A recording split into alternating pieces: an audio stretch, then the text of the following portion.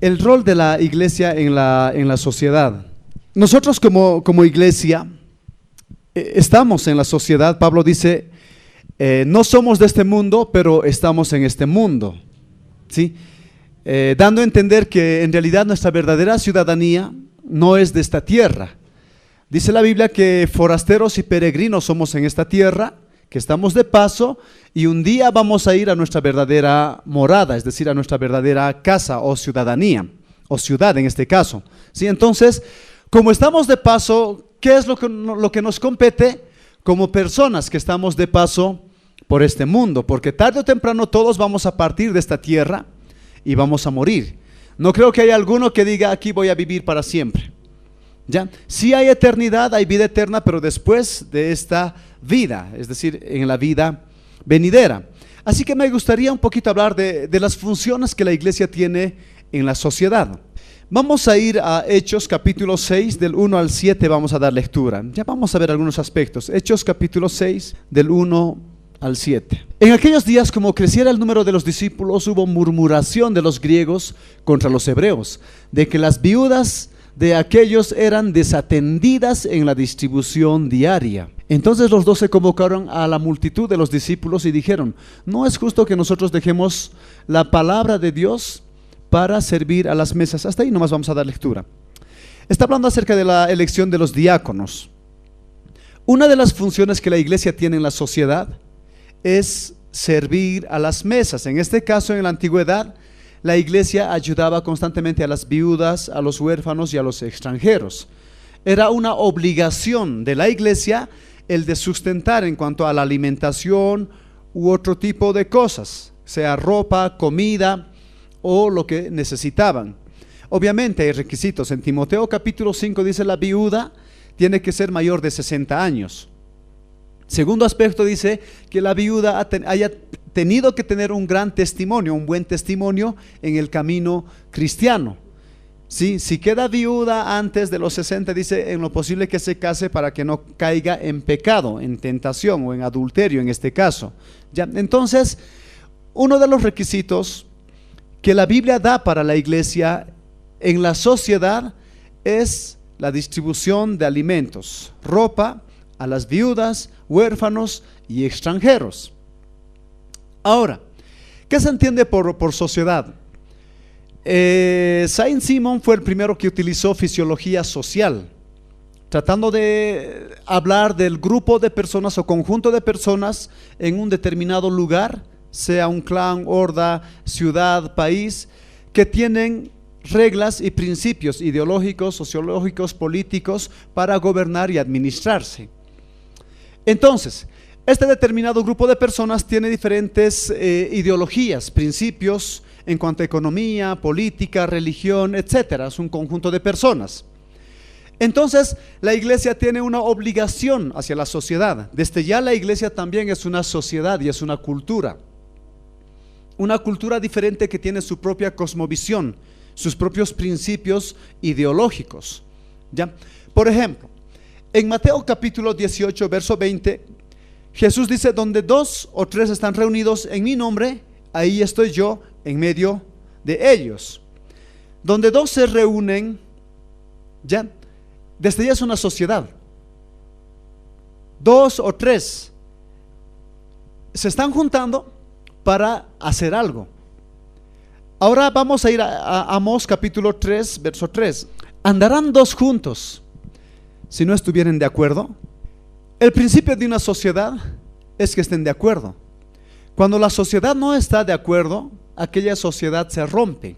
Es decir, para muchos hoy Bolivia, hablando sociológicamente, es una sociedad, pero es una sociedad disfuncional. El gobierno ha puesto un nombre, Estado plurinacional, donde hay varias nacionalidades y aparentemente estas nacionalidades forman una nación, es decir, una. Pero la pregunta es, ¿somos una nación? Hablando conceptualmente. Sí, en concepto sí, pero en la práctica, ¿somos una nación? Los cambas, por ejemplo, no los quieren a los collas. ¿Ya? Los chapacos no quieren considerarse bolivianos. Se dice que hay 36 nacionalidades en Bolivia. Por eso se ha declarado estado plurinacional, es decir, pluri de muchas naciones que están formando una sola nación. Si no estamos de acuerdo en algo, difícilmente vamos a tener éxito en una sociedad. La Biblia dice, si dos no se ponen de acuerdo y quieren caminar juntos, no van a poder. Porque el principio del éxito, hablando de la unidad, es que estemos de acuerdo. Ahora, ni siquiera en nuestra moneda pusieron algo bueno, ¿sí? Porque en nuestra moneda hay algunas palabras inscritas, ¿no es cierto? ¿Qué dice? La unión hace la fuerza. Pero no es una frase profunda, es una verdad relativa. Porque unión es el vínculo esporádico y efímero de dos o más personas sobre algún determinado tema. Unidad es una palabra mucho más profunda. Ahora, cuando nosotros estamos en Cristo, en el hebreo hay dos palabras para uno, Ejad y Yasid. Una es una unidad compuesta y la otra es una unidad indivisible. Es decir, cuando ustedes van al trabajo y tienen un conjunto de personas, aparentemente son un grupo de personas, son uno aparentemente. Son uno hasta que trabajan. Dejan de ser uno cuando dejan de trabajar. Es decir, yo estoy trabajando en el banco, firmo el contrato y me dicen, bueno, estos son los principios para que trabaje usted en este lugar. ¿Está de acuerdo con el salario, con esto? Esta es la política del banco, etcétera, etcétera, etcétera. Si estoy de acuerdo, firmo y estoy unido. Estoy trabajando en el banco. Pero dejo de ser uno con las personas que trabajan en el banco cuando dejo de trabajar. Porque el día que me despiden, ya no me interesa lo que ocurre en el banco. Si ha entrado en quiebra, si ha entrado en déficit, si se ha entrado un ladrón, no me interesa. Pero cuando estoy dentro, ¿me interesa o no? Sí. Entonces es un vínculo efímero y esporádico que dura por un determinado tiempo. En el camino de Dios no es así. Juan capítulo 1 versículo 12 dice que aquellos que aceptamos a Cristo y lo recibimos, llegamos a ser, llegamos a ser, tiene condiciones porque es un futuro activo, hijos de Dios. Mas a todos los que le recibieron, a los que creen en su nombre, les dio la potestad de ser hechos hijos de Dios. Ser hechos quiere decir que no todos son hijos de Dios. Son hijos de Dios aquellos que reciben y creen en Jesucristo y lo reciben como su Señor y Salvador. Una vez que lo reciben y aceptan a Cristo como su Señor y Salvador, entonces dan el primer paso, el bautismo. Entonces llegan a ser hijos de Dios. Y alguno dirá, entonces, ¿qué somos? Los que no han aceptado a Cristo son creación de Dios o criaturas de Dios. Los que han aceptado a Cristo son hijos de Dios. Entonces, como ustedes se darán cuenta, a comparación del banco, de la universidad, del mercado o de cualquier otro lugar, cuando nos juntamos con unas personas, en el camino de Dios hay algo que nos une: familia. Soy hijo de Dios, por lo cual todos los que están aquí son mis hermanos, hermanos de sangre. Ese vínculo nunca se rompe. No importa si yo mañana me voy a China o a Corea o a Estados Unidos o me voy a Europa, a las Islas Caimán, a donde me vaya, voy a seguir siendo familia. Y lo que le pase a mi hermano me va a seguir importando. A comparación de cuando trabajo en una empresa o institución, si algo le pasa y ya no trabajo ahí, ya no me interesa. Entonces, la iglesia es una sociedad, sí es una sociedad también, en medio de una sociedad que en este caso es un estado, Bolivia. Cuando nosotros estamos en esta sociedad, estamos unidos a través de la sangre de Cristo. Nos bautizamos y nos convertimos y llegamos a ser hijos de Dios. Tenemos un Padre que es Dios y nosotros somos hijos adoptivos, dice la palabra de Dios. Nos adopta como sus hijos, por lo cual por nuestras venas corre una sangre real, un linaje real. Eres hijo del rey, eres hija del rey. Ya no eres hijo simplemente del carpintero o del albañil o del ingeniero o del abogado. Ahora eres hijo de Dios. El título que te da desde ya es diferente al que tienes en la sociedad. No eres hijo del presidente, no eres hijo de Donald Trump o de Barack Obama, que simplemente son personas limitadas. Eres hijo de Dios. Ahora, como hijo de Dios, tienes nuevos principios y tienes nuevas oportunidades de trabajar y de hacer de acuerdo a los principios que Dios te ordena y que Dios te manda. Uno de los principios cuando llegas a este camino es ayudar a las viudas y a los huérfanos. Ahora, esa es la labor de la iglesia. Y alguno dirá, bueno, esos hermanos no ayudan en nada. La pregunta es, si tú no eres hermano y no eres cristiano, ¿ayudas mejor que los demás? Es decir, si los cristianos son muy malos, perfecto, tus principios deberían ser mejores como para criticarlos. ¿Cómo inviertes tu economía y cómo lo administras? Ahora yo veo pequeñas sociedades en la sociedad, en el país, donde con pequeños, bueno, no pequeños, sino un grupo de personas se juntan, amigos, por ejemplo. Vamos a jugar un partido. Perfecto, van, sea de fútbol o de futsal, y después de que termina el partido, ¿qué hacen? Algunos o una mayoría agarran dinero, van a la tienda, compran cerveza y empiezan a gastar su dinero en algo que no es productivo. Es más, es improductivo. Es dañino para la sociedad. Estás aportando tu dinero a una empresa que está dañando a muchas personas y está volviendo adictos a muchos. Es más, alguno de los que está tomando podría ya ser adicto al alcohol. Entonces, ¿estoy invirtiendo mi dinero? Sí. ¿Estoy invirtiendo en algo bueno o malo? Estoy invirtiendo en algo malo. Pero yo critico a los demás porque no hacen buenas obras. Como persona particular o como familia, ¿qué buena obra hago en la sociedad? Si digo que conozco a Dios, o por lo menos, si alguno dirá, yo no conozco a Dios, soy ateo, perfecto, ¿qué tipo de obras haces? El otro día yo le estaba mostrando a Joel. Los ateos critican a los cristianos. Si los cristianos son ladrones que roban en ofrendas, en diezmos, que esto es malo y todo lo demás, y dicen al final en África hay tanta pobreza. Bien, ¿qué ha hecho el ateísmo por África? ¿Cuánto dinero han invertido los ateos como para que la pobreza termine en aquel lugar? Bien, yo a un joven le empecé a mostrar porque me empezó a decir, pastor, los cristianos dicen que no hacemos nada así. Hay más de 10,000 iglesias que han abierto los cristianos, más de 5,000 escuelas en África, más de 8,000 orfanatos, centros de acogida, lugares para ayudar a los mayores de edad, lugares para alimentación. ¿Y me dicen que no hemos hecho nada?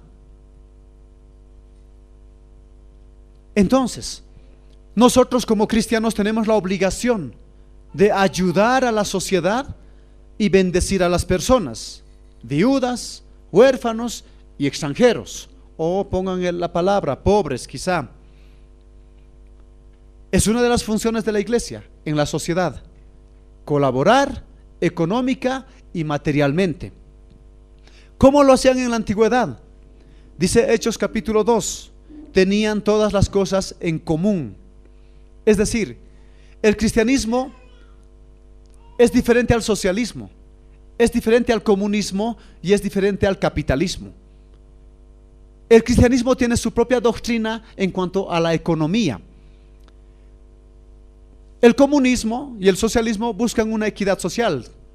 Karl Marx hizo una tesis para mostrar que en la sociedad se puede eliminar y erradicar la pobreza. Es decir, soñó con una sociedad donde no haya ni ricos ni pobres, sino que todos tengan el mismo nivel económico. La pregunta es, ¿esta ideología tuvo éxito?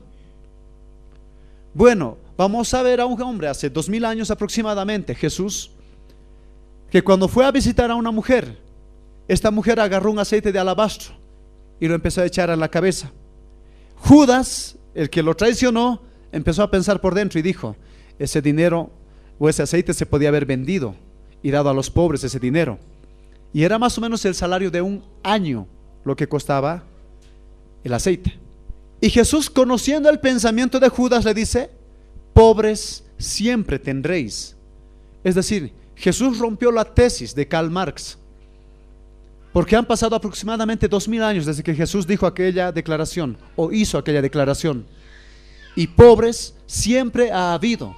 Y el comunismo no ha erradicado la pobreza, y el socialismo tampoco ha erradicado la pobreza. Entonces es una utopía, es algo que nunca va a ocurrir. Jesús dijo, pobres siempre van a tener. Y el objetivo del cristianismo no es erradicar la pobreza. El objetivo del cristianismo es dar un mensaje de salvación a las personas, sabiendo que este mundo se va a terminar y la vida va a pasar. El objetivo del cristianismo es dar un mensaje de salvación para que la gente crea ese mensaje y cuando parta de esta tierra vaya a un mundo mejor. La Biblia lo llama la Nueva Jerusalén, una nueva ciudad que Dios ha preparado para todos aquellos que crean este mensaje de salvación. Porque la vida en esta tierra va a terminar. Tarde o temprano vamos a morir y no vamos a llevar nada. No importa cuántas riquezas tengamos, no importa en qué nivel o estatus social estemos, vamos a partir todos. Y Jesús dijo, estoy yendo a preparar casas para ustedes, moradas, porque al partir de esta tierra vamos a ir a un mundo mejor. Entonces, Salomón dijo, al momento de la muerte, tanto el rico y el pobre, el inteligente y el ignorante, tienen algo en común, que todos quedan bajo la tierra y no llevan nada, ni siquiera llevan su conocimiento, ni su sabiduría al más allá. Puedes tener diplomados, doctorados, maestrías, posgrados, puedes tener muchas cosas, pero eso no te va a servir para entrar al reino de los cielos. Necesitas cambiar de dirección y de camino. Necesitas a Cristo, aceptar a Cristo en tu corazón y nacer de nuevo, bautizarte. Entonces, el primer principio, hacer obra social. El segundo principio, Efesios capítulo 6, versos 5 al 8, vamos a leer. Siervos, obedeced a vuestros amos terrenales con temor y temblor, con sencillez de vuestro corazón como a Cristo, no sirviendo al ojo como los que quieren agradar a los hombres, sino como siervos de Cristo de corazón, haciendo la voluntad de Dios, sirviendo de buena voluntad como al Señor y no a los hombres, sabiendo que el bien que cada uno hiciere, ese recibirá del Señor, sea siervo o sea libre. Como se darán cuenta, Jesús nunca peleó contra la esclavitud. Algunos dirán, está mal. Deberíamos pelear contra la esclavitud, contra el racismo, contra la discriminación. Deberíamos pelear contra todo aquello. Alguno dirá. Martin Luther King peleó en Estados Unidos contra la opresión hacia los negros. Él fue pastor, peleó contra todo aquello, lo mataron. Muchos pastores nos desviamos del verdadero mensaje del camino de Dios.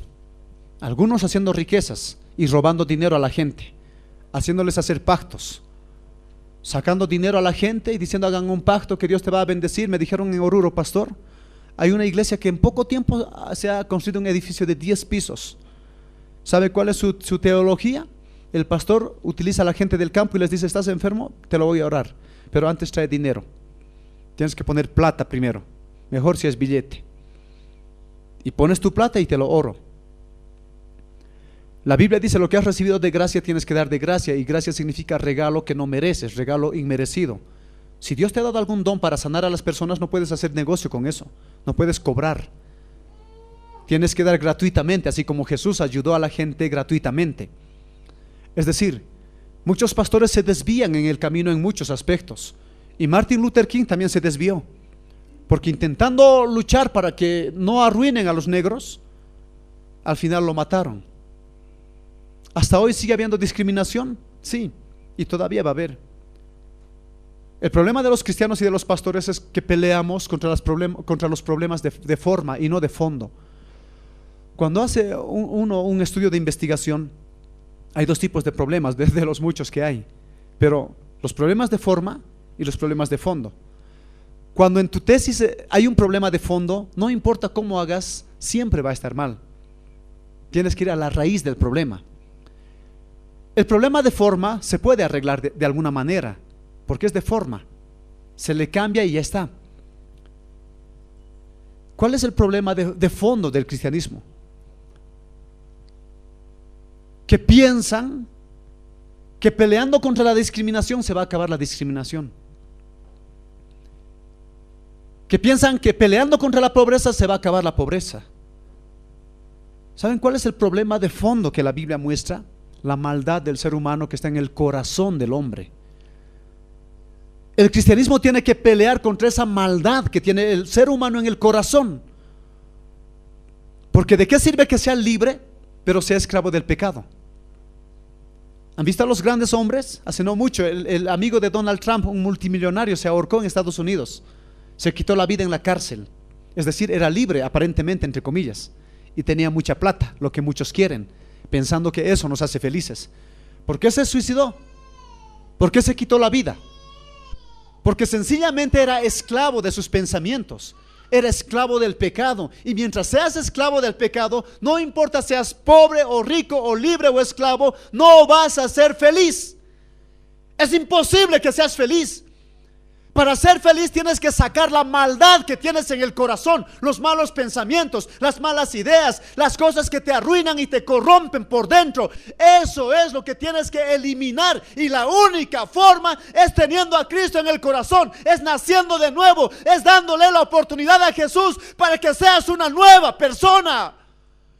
¿De qué sirve poner tantos policías en la calle y aumentar seguridad ciudadana? ¿De qué sirve poner más cámaras? ¿De qué sirve hacer otras cosas cuando el hombre tiene maldad en el corazón? Cuando el policía es persona y tiene maldad en su interior. No importa si es policía y con el uniforme puede violar, puede robar, puede engañar, puede matar, porque tiene maldad en el corazón.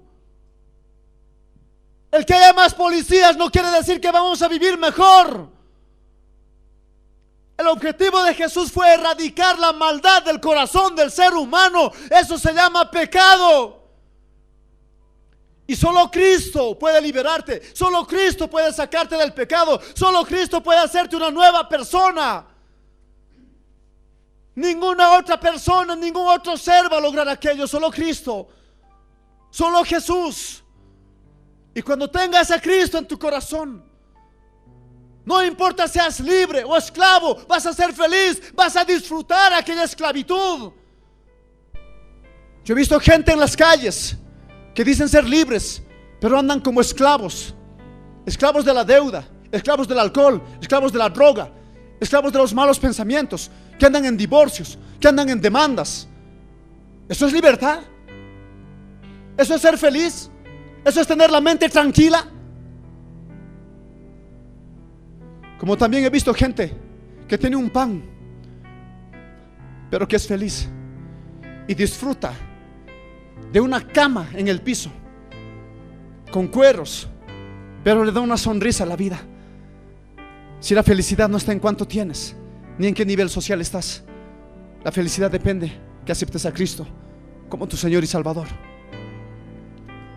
Hay muchos pastores que se han desviado del verdadero mensaje de la palabra de Dios, que es pelear contra el pecado. A mí constantemente muchos me dicen: pastor, siempre habla del pecado, del pecado, del pecado. Bueno, si eso es lo que arruina al hombre y eso es lo que quiero extirpar, en realidad no lo hago yo, lo hace Dios, pero es lo que quiero que se elimine del corazón del ser humano, de la mente del ser humano. Si esa es una renovación de la mente, si ahí está la transformación de la mente. Y es que Pablo no les dijo: bueno, si son esclavos, peleen contra sus amos, busquen su libertad. Es injusto que sean esclavos. ¿Cómo pueden ser esclavos? Hagan una revolución y peleen contra ellos. Él nunca dijo eso. Como hoy muchos pastores están incitando, armando a sus grupos sociales, por así decirlo, a sus miembros, haciéndoles salir en marcha. ¿En qué parte de la Biblia han visto a Jesús salir en marcha y protestar contra el imperio romano, que era peor que este? ¿En qué parte lo han visto a Jesús organizando a los cristianos y diciendo: bueno, muchachos, somos más de 5,000 y vamos y hagamos una revolución contra el imperio romano, derroquemos a los Herodes, derroquemos a los Césares y hagamos una liberación? ¿En qué momento escucharon aquello de Jesús? Jesús habló contra el pecado, contra la maldad que tiene el ser humano, y eso es lo que Él quiere hacer. Quiere ser el libertador de tu vida, quiere sacarte de la esclavitud del pecado.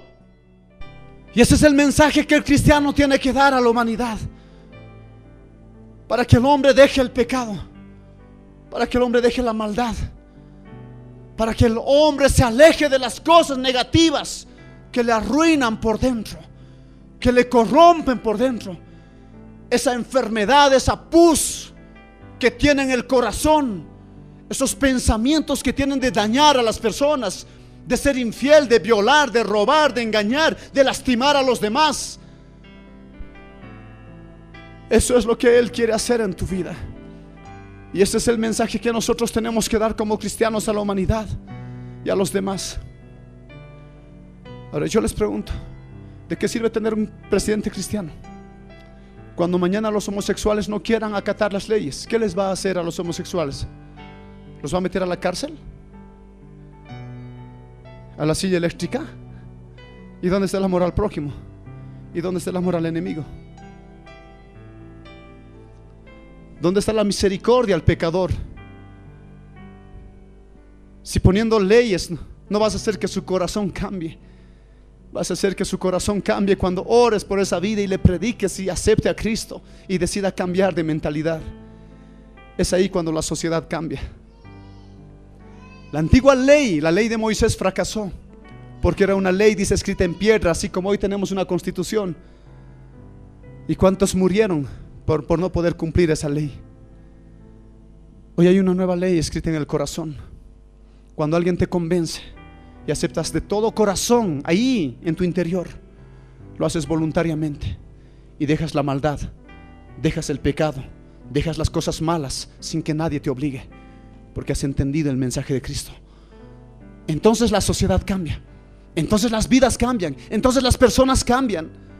Entonces, ¿cómo hacemos esto? Y Jesús dijo, Timoteo capítulo 2, primera de Timoteo capítulo 2, verso 2. Él dijo, oren por sus autoridades superiores, por los reyes. Desde el 1 vamos a dar lectura, por favor. Exhorto ante todo que se hagan rogativas, oraciones, peticiones y acciones de gracias por todos los hombres, por los reyes y por todos los que están en eminencia, para que vivamos quieta y reposadamente en toda piedad y honestidad. ¿En qué parte de la Biblia encuentran que maldigan a sus autoridades? ¿En qué parte de la Biblia encuentran que hablen mal contra el presidente y digan, este es un, permítame el término, un maldito, este es un esto, aquello y lo otro? ¿En qué parte de la Biblia dice? Ahora yo les pregunto, si ustedes le maldicen, ¿con eso va a cambiar? Bueno, necesitamos aún que el presidente un día vaya al reino de los cielos y conozca a Cristo. Pero ¿cómo va a ser si nadie ora por él? Si nadie ora por las autoridades superiores. ¿Cómo van a cambiar si en vez de bendecirlos maldecimos? No estoy diciendo que digan que lo que hace está bien. Estoy diciendo que oren para que ellos conozcan a Cristo y cambien su vida, porque ellos también necesitan a Cristo, necesitan arrepentirse de sus pecados, necesitan la salvación, necesitan la vida eterna. ¿En qué parte de la Biblia dice que hables mal de tus autoridades? ¿En qué parte de la Biblia dice que los maldigas? El buen cristiano ora por sus autoridades superiores para que conozcan a Cristo, para que cambien de camino, de dirección, de rumbo y conozcan a su Salvador. Entonces nosotros necesitamos orar también por ellos. Entonces, nuestro rol en la sociedad, primero, ayudar viudas, huérfanos, extranjeros.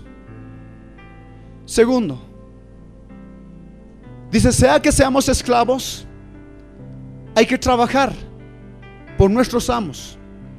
Dice, no sirviendo al ojo. Puedes tener jefes, gerentes que están en eminencia y que sean injustos. Dice, no trabajes como sirviendo al ojo para agradar a una persona. La mayoría de los trabajadores hace eso. Si hago esto me van a ascender de categoría, si no hago me van a despedir, siempre tratando de agradar a la persona. Cuando eres cristiano, olvídate de agradar a las personas. Tu trabajo es como lo estuvieses haciendo como para Dios. Ahora, olvídense de buscar retribución. Es que yo he hecho mucho más y aquel otro no ha hecho nada, y a él justo le ha dado todas las flores, le he echado a él y a mí no me ha dicho nada. Es que justo yo me he esforzado toda la noche, toda la semana, y aquel otro ha venido un día y a él le han dicho que ha hecho todo. No hagas como para que las personas te tiren flores. No trabajes como para agradar a las personas. Dice que tu trabajo tiene que ser como para agradar a Dios y a nadie más. Ese es el oficio del cristiano en su trabajo, ahí fuera de la iglesia. Que si lo hace, lo tiene que hacer con excelencia, con perfección, no agradando a las personas, ni para agradar a las personas, sino para agradar a Dios. Es decir, si mañana el presidente fuera a su trabajo, el presidente del país, dijera: voy a ver a la señora si trabaja bien, y si trabaja bien me la voy a llevar al ministerio de gobierno para que trabaje conmigo. ¿Cómo lo harían en ese momento? La mayoría dice: bien, yo me esforzaría si me llevan allá. ¿Se dan cuenta? Así de temor tienen cuando hay una persona en eminencia que les está viendo. Bueno, pónganse a pensar: en todo lo que estoy haciendo, Dios está ahí y me está viendo. Dios no es como un presidente, no es como un senador ni como un diputado. Dios es el dueño de este mundo, y Él a diario te está viendo en todo cuanto estás haciendo. Si maldices, si hablas mal de tu jefe, de tu compañero de trabajo, si hablas mal de cualquier otro, Dios te está viendo y está escuchando, porque Él no es sordo ni es ciego. Él ve todo y no se le escapa nada. Entonces lo que tú hagas, si vendes comida en la calle, si haces salteñas, si trabajas en alguna oficina, entonces tú tienes que decir: si hago la comida, lo estoy haciendo como para mi Señor. Probaré, no creo que le falta. No es como que metele nomás, se ha acabado el pan duro, ponele este maple y con eso juntalo y vamos a ganar más. No, hazlo como para Dios. Lo que hagas, donde estés, hazlo como para el Señor, de todo corazón, y pon lo mejor de ti. Donde estés, piensa que Dios está ahí, porque Dios está ahí en realidad, y Dios te está viendo. Entonces, dice la Biblia que aún muchos esclavos en la antigüedad, sirviendo bien a su amo, el amo ha preferido dejar la herencia a su esclavo antes que a sus hijos. De esa forma se los conquista y se gana al que está en eminencia, haciendo lo correcto y haciendo con excelencia. Y aún el más malo va a conocer a Cristo a través de tus acciones y de tu actitud. Si están en la universidad, dejen de copiar al compañero, háganlo como para Dios. No estén ahí. Le dicen: ¿puedo entrar?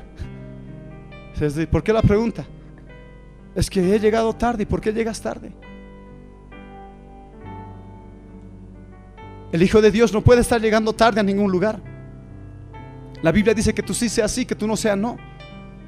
¿Saben qué es lo que más a mí me molesta y me incomoda? Hermano, ¿no? ¿Por qué no ha venido su hijo? No, su hija. Es que se ha quedado haciendo tareas, pastor. Harta tarea le han dado. ¿Sabe qué le estás enseñando a tu hijo? Que las cosas de allá afuera son más importantes que las cosas de Dios.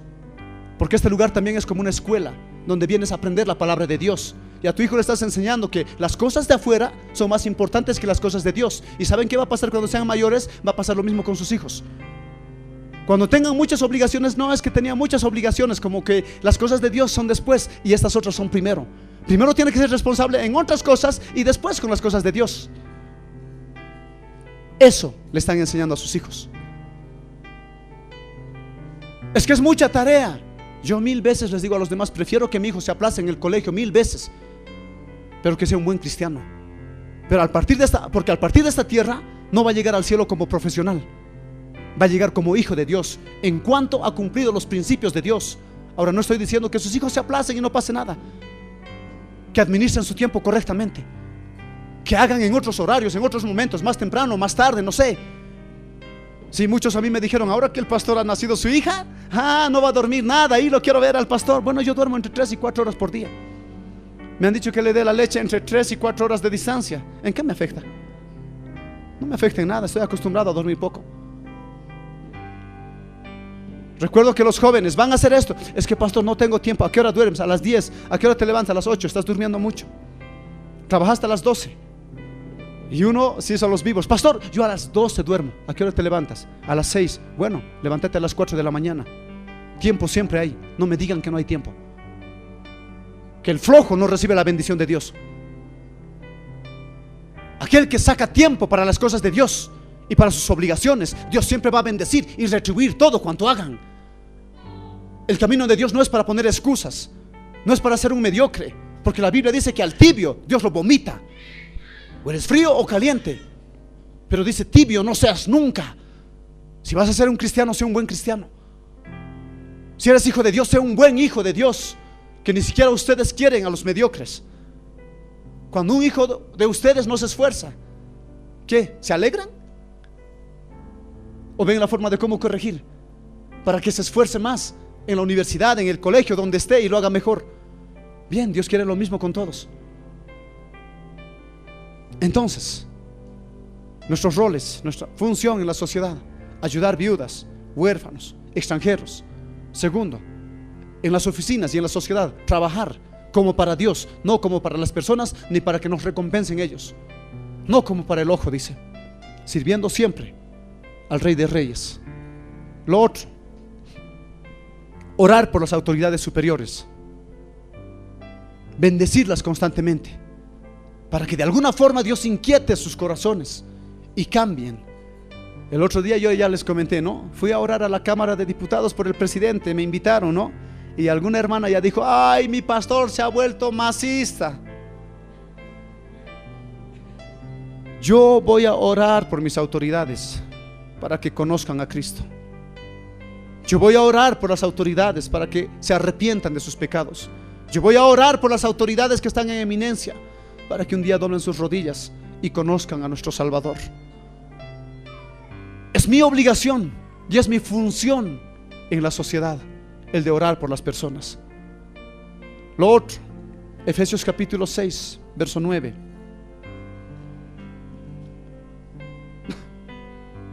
Habla para las personas que están en eminencia y tienen personas a su disposición, es decir, trabajadores. En esta época sería, en la antigüedad dice amos.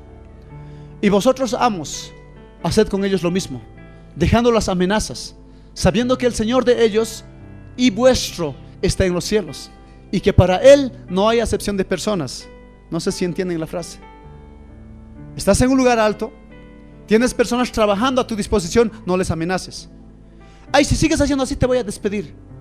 Ay, si sigues haciendo esto, así te voy a... Dice, ten cuidado, porque tu Señor, es decir, tu Dios, y el Dios de tu esclavo o del que trabaja para ti, está en los cielos. Y para Él no hay excepción de personas, es decir, el esclavo y el libre, el que trabaja y el jefe, para Dios son iguales. Y si eres injusto con las personas quienes trabajan para ti, ay, ten cuidado, porque Dios no va a decir: ah, es que este es el jefe y este es el esclavo, a este le puede hacer todo, al jefe no. O sea, Dios no se va a asustar de que seas jefe, porque Dios es el dueño de este mundo, dueño del oro y de la plata. El hombre es como nada para Dios. No importa cuántos millones tengas, no importa cuántas propiedades tengas, este mundo le pertenece a Dios. Nada de lo que tienes es tuyo, todo es de Dios. Para Dios no eres nada, no vales nada. Es decir, si vales mucho, pero en realidad si te ve como enemigo, en un segundo te puede eliminar y te puede destrozar. Es mejor buscar el favor y el beneficio de Dios, que Dios nos vea como enemigos, dañando a las personas, creyendo que somos poderosos y que tenemos plata, cuando en realidad ni plata tenemos, porque es su plata. Son sus minerales, son sus recursos naturales, son sus montes, son sus árboles, son sus animales, es su aire, es su agua, todo le pertenece a Él. Así que nadie se haga los poderosos. Cuidado que alguien llegando a la presidencia de Estados Unidos o de Rusia diga: le voy a mandar una bomba de hidrógeno a Dios y lo voy a eliminar. Que ninguna bomba atómica, ninguna bomba de hidrógeno, nada le va a eliminar a Dios. Ni siquiera le van a hacer escocer. No vas a poder eliminar a Dios, porque Dios es eterno y tú eres finito. Estás de paso por esta tierra, eres como el humo, dice la palabra de Dios. Es como el viento que está y luego desaparece. Así es el ser humano. Sin Dios nada podemos hacer. Con humildad acérquense y cumplan con este trabajo que Dios nos ha dado, el de ayudar a las personas. Ahora, algunos dicen: no, la iglesia no ayuda. Bueno, ¿cómo vamos a ayudar si a veces ni siquiera queremos ofrendar? Alguno dirá: pero es que los pastores se lo gastan. Sí, tienen razón. ¿Qué voy a decir? ¿Que los pastores no gastan? Cuando yo mismo he visto a muchos pastores gastar el dinero y gastarse la plata. ¿Qué? Alguno me dice, ¿no? Aquel es chofer, sí, mujeriego debe ser. ¿Qué? ¿Porque unos choferes todos son mujeriegos? ¿Porque algunos pastores han robado, todos son ladrones? ¿Porque un ingeniero ha hecho una mala casa, resulta que todos los ingenieros ahora son malos? Mientras podamos, cumplamos con nuestras obligaciones ante Dios, ante la iglesia, como iglesia, y ayudemos a las personas y demos este mensaje de salvación, de vida eterna. De nada sirve que el hombre tenga muchas profesiones, muchas riquezas, mucho dinero, si no tiene a Cristo, que todavía está esa maldad, y esa maldad arruina a la humanidad. Prediquen. Por eso siempre Jesús dijo, vayan y prediquen, que es el mensaje principal. Pero no prediquen cualquier cosa. Prediquen salvación y prediquen vida eterna. Prediquen arrepentimiento. Prediquen sobre el pecado. Prediquen sobre el infierno. Hablen de esas cosas a las personas que necesitan quitarse esa venda que tienen en los ojos y ver la realidad. Necesitan extirpar esa maldad que tienen ahí, esa pus, ese cáncer que tiene, que los está arruinando por dentro. Hablen del amor de Cristo. Hablen el mensaje de salvación y no se callen. Prediquen a todos los que puedan. Necesitamos que la sociedad cambie. Es nuestro trabajo, es nuestro oficio, es lo que tenemos que hacer como cristianos y como hijos de Dios. Transmitir este mensaje de lugar en lugar, donde estemos, con quienes estemos. Hablemos de Cristo. Si estás en la oficina, habla de Cristo a tus compañeros. Si estás en la universidad, habla de Cristo a tus compañeros. Si estás en la calle, habla de Cristo. Donde estés, habla de Jesús, habla de su mensaje, que es el único que transforma vidas y corazones, y su palabra es palabra viva, que puede mudar el corazón del ser humano y hacerle una nueva persona. Yo no sé si hoy has venido por primera vez, pero te animo a que sigas a Cristo, a que cambies de mentalidad, a que decidas dejar el camino malo y empieces una nueva vida con Cristo. Arrepiéntete, deja el camino malo y ven a los pies de Cristo. Acércate a tu Salvador, que te está esperando con los brazos abiertos. Deja la maldad y empieza hoy una nueva vida con Cristo. Si conociendo a Jesús has hecho cosas malas, este es tu momento, esta es tu oportunidad de decir: he pecado, he fallado, perdóname, perdóname, y quiero empezar una nueva vida contigo. Te pido en el nombre de Jesús.